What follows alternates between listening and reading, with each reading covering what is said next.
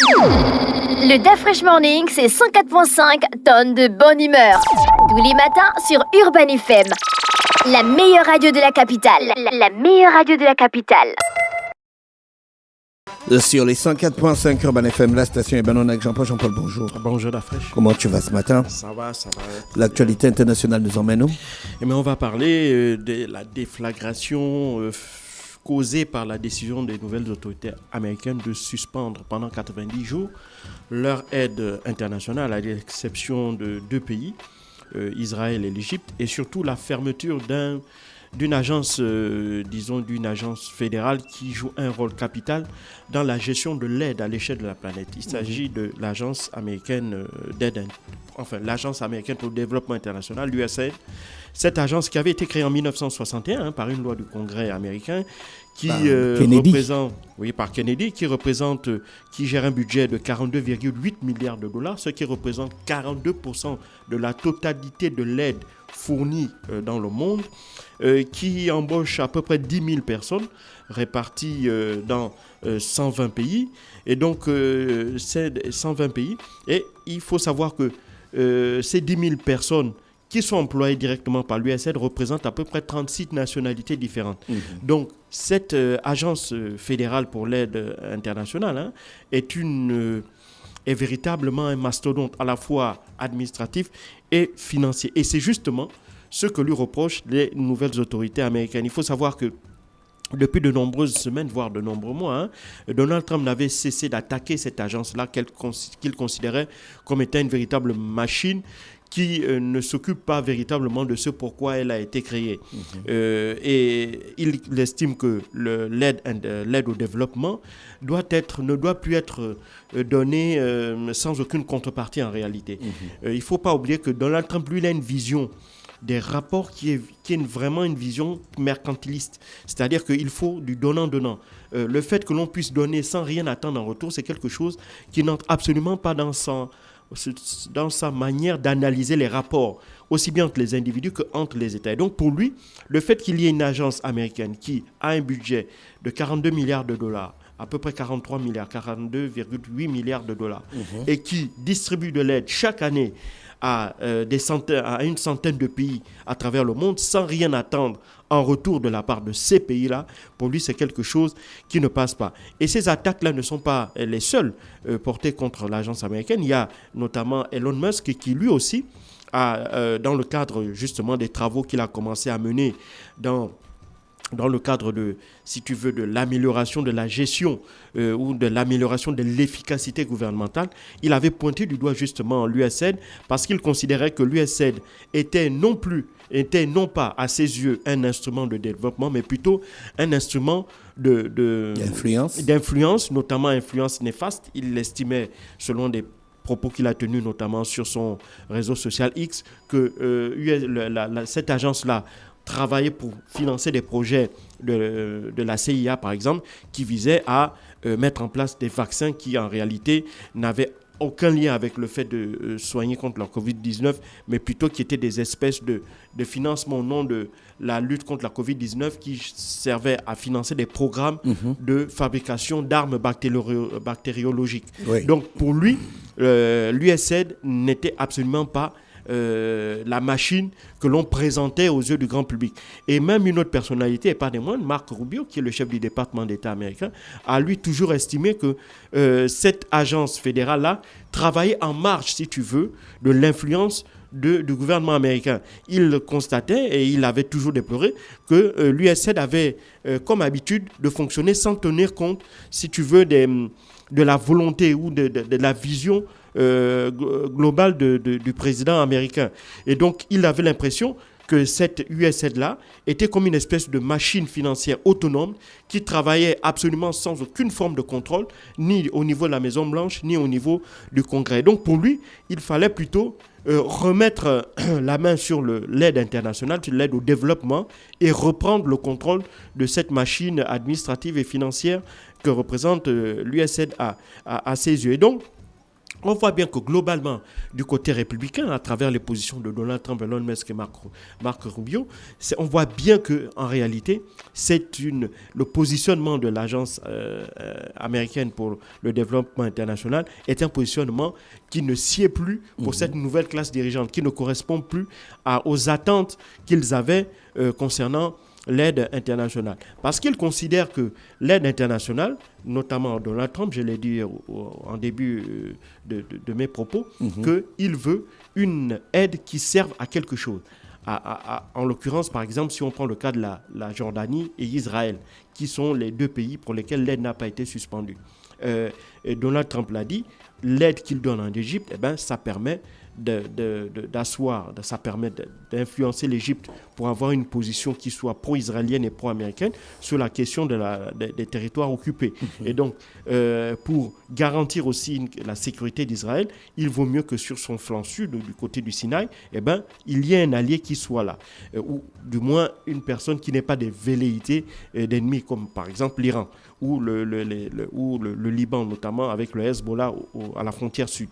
Donc, on voit là que pour les Américains, le fait de décaisser 5 milliards de dollars chaque année pour l'Égypte, ça a un sens puisque ça permet justement de maintenir une espèce de flanc sécurisé pour Israël et ça permet aussi, en quelque sorte, que la question palestinienne ne soit pas au centre des enjeux politiques de l'Égypte, parce que l'Égypte, c'est quand même un pays arabe qui a une influence quand même assez considérable. Et donc, pour Israël, c'est la même chose. Israël, c'est l'allié le plus important des Américains. Et donc, comme Israël fait face à des menaces existentielles, notamment l'Iran et un certain nombre d'organisations comme le Hezbollah ou le Hamas qui veulent s'en prendre à l'État d'Israël en lui-même. Et donc, pour les États-Unis, il est impossible de suspendre de quelque manière cette aide-là à Israël. Donc, il y a une espèce de retour qu'ils attendent, qu'ils ont sur cette aide-là. Et donc, ils considèrent que pour le reste des pays, le reste du monde, le fait de donner de l'argent sans en attendre quelque chose en retour, c'est de favoriser l'assistanat. Or, pour eux, l'assistanat, c'est quelque chose qui ne doit plus exister parce que eux, dans leur vision managériale, dans leur vision d'une politique business, il faut forcément que si je te donne quelque chose, moi, j'en obtienne quelque chose en retour. Une contrepartie. Et donc, pour eux, cette vision de l'aide-là qui consistait à financer des projets de développement en vue d'améliorer les conditions de vie des populations des pays qui n'étaient des pays en voie de développement ou des pays pauvres, pour eux, ça ne sert plus à rien. Si on doit donner de l'aide dans ces pays-là, il faudrait qu'en contrepartie, ces pays-là défendent les intérêts américains, que ces pays-là soutiennent la politique américaine dans leurs régions respectives, ou bien que ces pays-là se plient aux desiderata de l'administration américaine. Et donc ça, c'est véritablement la nouvelle vision qu'a Donald Trump sur la manière dont être gérée l'aide internationale. Et donc, en décidant unilatéralement, seulement 4 jours après sa prise de fonction, le 25 janvier dernier, à la fois de suspendre l'aide internationale et de décider de démanteler carrément l'USAID, cette agence fédérale, il faut savoir que les 10 000 travailleurs de cette agence ont déjà reçu un courrier qui leur donne 1 mois pour ceux qui sont de nationalité américaine pour regagner les États-Unis. Il faut savoir que le site internet de l'agence fédérale est fermé. Oui, c'est fermé. J'ai regardé, j'ai vérifié. Et tous les crédits en cours tous les crédits en cours ont été purement et simplement gelés. Au grand désarroi à la fois des fonctionnaires, comme je l'ai dit, l'USAID est présent dans 120 pays, emploie près de 36 nationalités différentes. Donc, ceux qui travaillent sur le plan local dans l'USAID se sont retrouvés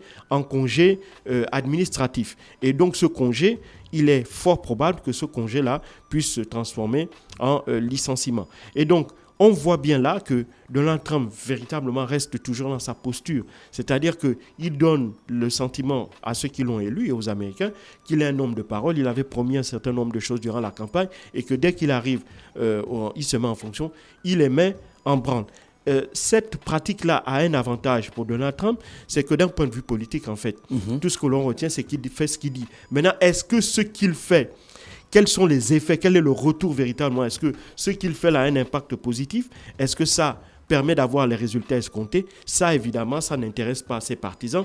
Eux, tout ce qu'ils veulent, c'est de voir un président qui est dans cette dynamique de dire que moi, je ne suis pas quelqu'un qui fait des promesses en l'air et que je suis celui qui, véritablement, lorsque je promets de faire quelque chose, eh ben, je le fais. Et donc, c'est dans ce cadre-là que justement cette agence de développement international a été démantelée et on voit déjà les effets. Sur le continent africain, par exemple, le Sénégal, qui devait bénéficier d'une enveloppe de 500 millions de dollars de la part de cette agence américaine-là, afin de développer le réseau de distribution d'électricité, donc construire des infrastructures qui puissent permettre l'expansion du réseau électrique sénégalais, eh ben, ces 500 millions de dollars qui représentent à peu près 391 milliards de francs CFA ont été coupés du jour au lendemain, mettant ainsi le gouvernement dirigé par Ousmane Sonko dans des difficultés financières totalement profondes, puisque mobiliser une telle ressource, ce n'est plus chose aisée aujourd'hui dans le contexte de tensions internationales que l'on connaît. Et donc, pour les autorités sénégalaises, c'est un coup d'arrêt à un projet quand même majeur de développement de leur pays. J'espère qu'ils vont trouver peut-être les arguments pour essayer de renégocier avec cette administration américaine pour que au moins soit une partie, soit la totalité des fonds qui avaient été promis, soit débloqués. Mais évidemment, dans le contexte actuel, avec cette administration-là, il va vraiment falloir qu'il leur apporte quelque chose de véritablement intéressant pour les Américains, pour qu'ils puissent évidemment changer d'avis. Donc on voit bien que cette décision prise par Donald Trump n'est pas sans conséquences, et parfois des conséquences plus dramatiques, parce qu'il y a des pays qui sont dans des situations plus pénibles que celles que connaît le Sénégal et qui ont désespérément besoin de l'aide américaine pour pouvoir boucler leur budget annuel. Et donc ces pays-là, qui dépendent en grande partie de l'aide internationale, qui voient ainsi leur crédit coupé. Même les Ukrainiens ont vu leur crédit coupé par les États-Unis. Alors, vous avez l'aide américaine qui permettait de financer, notamment dans le budget ukrainien, le paiement, la prise en charge des soldats qui sont blessés au front, le versement des soldes des soldats qui se battent, et ainsi que le paiement des retraites de certains fonctionnaires ukrainiens. Et donc, cette coupure brutale de l'aide-là va faire que ces moyens-là financiers ne sont plus mis à disposition des Ukrainiens qui sont maintenant un peu dans une espèce de désarroi, ne sachant pas comment ils pourraient s'en sortir, d'autant plus que pour l'instant, les Européens n'ont pas encore dit qu'en cas de confirmation que cette aide-là serait purement et simplement gelée, définitivement gelée, et que l'Union européenne puisse prendre le relais. Rien n'en est sûr. Mais ce qui est sûr, c'est que véritablement cette décision de Donald Trump a déjà d'énormes conséquences à travers toute la planète et sa déflagration n'est pas prête de s'arrêter. Ce qui est sûr, c'est que maintenant, évidemment, ce qui reste aux États, c'est deux options. Soit elle négocie avec l'administration américaine pour voir dans quelle mesure est-ce qu'on pourrait rétablir cette aide-là, soit, évidemment, et moi c'est mon souhait, que ces États-là commencent à réfléchir véritablement sur des alternatives pour pouvoir se passer de l'aide américaine ou même de toute forme d'aide qui serait une espèce de coercition derrière, qui pourrait être utilisée comme une espèce de moyen de chantage politique. Parce qu'il faut savoir que tant qu'on continue de bénéficier de cette aide-là, on crée des relations de dépendance avec ces pays occidentaux-là. Et donc, ces relations de dépendance ne sont pas de bon augure pour véritablement permettre d'amorcer notre propre développement. En général, on dit que ces aides-là aident au développement des États, mais depuis plus de 60 ans que ces aides-là existent, très peu d'États, on peut dire, se sont véritablement développés grâce à ces aides-là. Donc, cette fermeture de l'agence américaine est, à mon sens, aussi une opportunité, notamment pour les pays qui bénéficient de cette aide-là. Je ne sais pas si le Gabon en bénéficie, mais si tel était le cas, ce serait véritablement une opportunité pour les autorités de la transition pour véritablement réfléchir sur un cadre qui puisse permettre de multiplier les ressources tout en diminuant cette forme de dépendance à l'aide internationale et nous permettre ainsi véritablement d'aller vers une autonomisation économique et vers une véritable souveraineté économique et financière. Merci Jean-Paul pour l'actualité internationale ce matin sur les 104.5 Urban FM, la station urbaine dans le Dafresh Morning. Le Dafresh Morning, c'est 104.5 tonnes de bonne humeur. Tous les matins sur Urban FM.